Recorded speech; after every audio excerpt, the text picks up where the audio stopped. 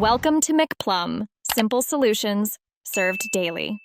In this video, I will show how to play the Tetris theme on piano easily and slowly. We'll begin by finding middle C, which is often the fourth C key from the left. The core melody uses 7 distinct notes: C, G, A, F, E, D, and B. Use your right hand, assigning 1 finger per note for comfortable playing. Take your time to play each note slowly, ensuring you recognize its unique sound before moving on. Now let's tackle the iconic opening phrase. It begins with E, B, C, D, C, B, A. Play each note for approximately 1 second, keeping a consistent tempo.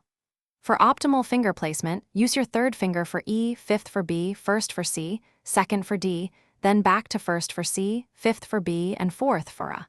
Focus on smooth transitions between each note. Moving on to the second phrase, we play A, F, E, D, C, B, C. This part builds upon the initial melody, introducing a new sequence of notes. It's crucial to practice the transition from the first phrase into this one, making it sound seamless. Keep your hand and wrist relaxed throughout, allowing your fingers to move freely and effortlessly across the keys.